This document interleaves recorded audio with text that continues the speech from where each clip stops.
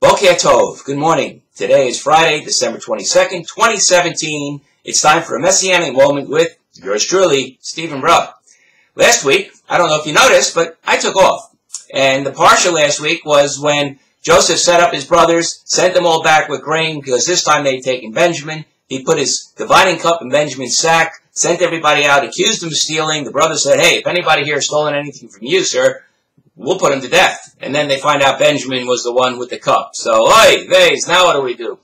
So they're all brought back before Joseph. And that's where this Parsha starts. Judah approaches Joseph and gives a very heartfelt plea to save Benjamin's life. He says, look, I'll be your slave forever. Please, let the boy go back to his father. And I think what really got Joseph and touched his heart so much that he had to confess himself to his brother, say, hey, I'm Joseph, was the part that Judah didn't plead for Judah's sake, and he didn't even plead for Benjamin's sake. He pleaded for Jacob's sake, for Israel. He pleaded for the father's sake that Benjamin not be separated, because the father's already lost one favorite boy, and he couldn't die. He would die if he lost the second boy. It would be terrible. And I think that's what really moved Joseph's heart, because, well, Joseph loved his father. And so Joseph confesses himself to the brothers. They're all like, wow, you know? And he says, look, the famine's been 2 years already. It's going to be 5 years more. Bring everybody down. Get my father, bring my father down, and everybody, all your family, everything. I'll give you the land of Goshen. You can live safely there. I'll take care of you. And so the brothers do that. They come down. Pharaoh confirms Joseph's, promise to give Goshen. And the Jews live in Goshen. Jews, Israelites, Jacob's children, whatever. They live in Goshen.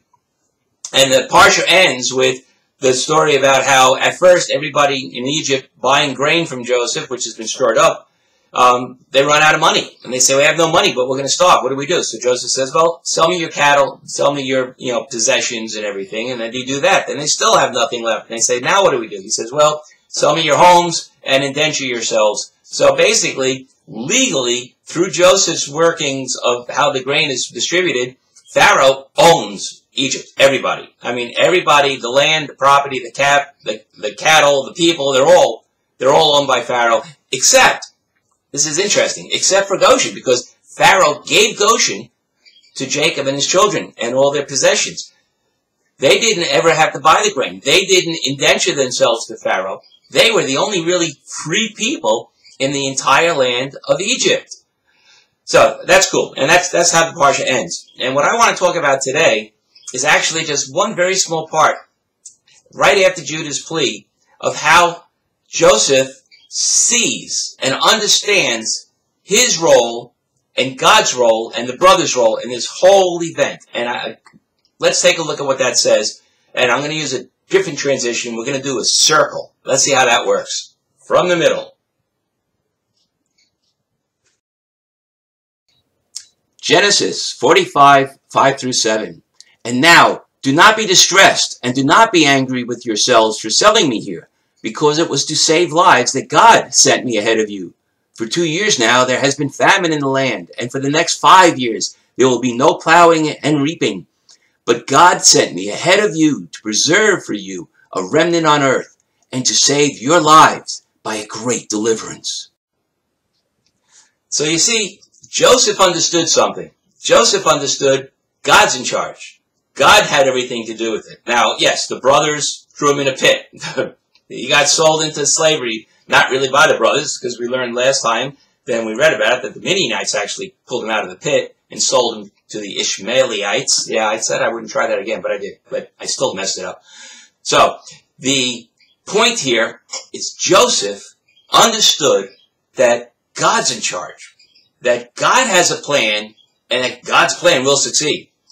And Joseph didn't say, that what you did was okay, it turned out all right, or hey, close enough for government work, I'm in charge, I'm happy, don't worry about it. No, Joseph knew the really, really important lesson here is that God put him there.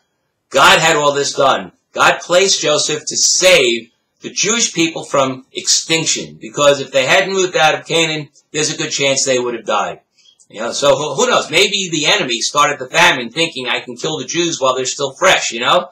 Like Star Trek First Contact, when the Borg go back to Earth in the past to stop the first contact and take over the world, you know? Who knows? But the important thing here is that Joseph had enough verstands and spiritual understanding to know that God made all this happen in order to save the Jewish people.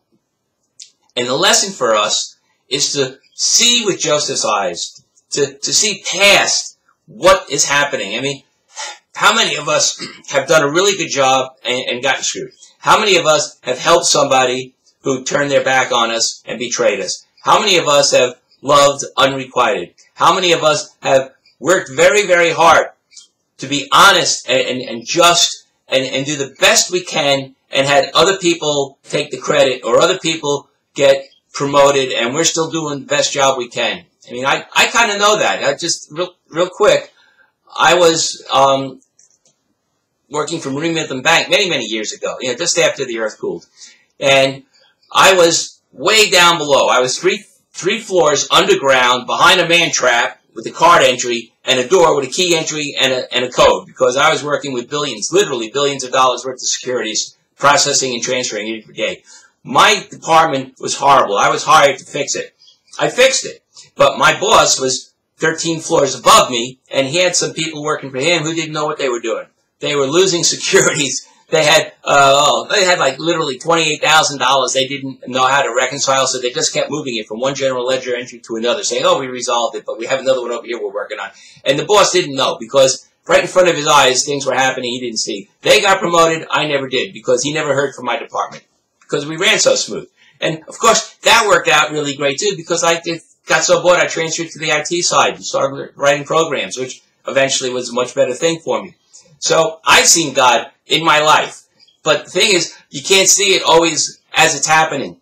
Lots of times you have to look back. So you might ask yourself, well, Steve, or you might ask me, Steve, if I won't know that God's actually acting in my life until I look back on it, you know, what do I do during it? Well, during it, we have Tsouris, we suffer.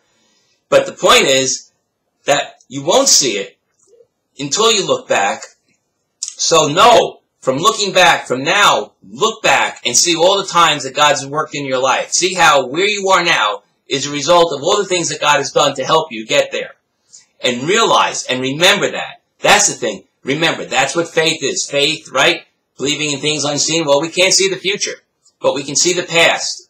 And we don't want to live in the past, but we want to remember from the past so that we can project for the future. And what I mean by that is, look at how God has worked in your life. Look to all the wonderful things that God has done for you. And if you're in the midst of the worst time of your life, don't blame God, because for all you know, He may be doing this so that you'll be better in the future. And you'll look back and you'll say, all that suffering was worth it, because look where I am now. That's what Joseph did. Joseph could see back and see that God had everything to do with all the suffering he went through, because now his life is wonderful. And that's what we need to do. We need to remember, in the midst of our suffering, be faithfully confident by remembering the past so that we can trust in God for our future. I always thank God when I'm thanking Him. I always thank Him not just for all the things He's done for me and He's doing for me right now, but for all the things He has planned. Thank you, Lord. Baruch Hashem. Thank you, God, for all the things you have planned for me. Whether it's Tsouris or blessing, whatever it is, I know it's all part of your plan, Lord. And that's what I thank you for what's coming. And I can see it in the back, and I know it's coming in the future. And that's what you need to do. We all need to do this. We all need to trust in God, read our past, and know that our future is in God's hands, and faithfully walk forward and keep moving in faith, working towards doing what we think God wants us to do. And He will direct us. So that's the lesson for today's Parsha. Trust in God, and when you have that moment of question, because we all do, we're human, we're going to have a moment of question, we're going to be in the midst of trouble and say, hey, I'm in a pit, I'm up to my neck in mud and I'm sinking. How is this good for me? We won't know until we're out of the pit looking back and saying, now I see. So trust that you will look back and you will say, yeah, now I see what you were doing, God. Thank you. So have a great Shabbat. Shabbat Shalom. Enjoy your time. For anybody who is celebrating whatever holidays you may be celebrating now, enjoy them. But always, please, always remember that no matter where they came from or where they're going, it is always about God, the God of Abraham, Isaac, and Jacob, who we want to honor and celebrate. So, have a great Shabbat.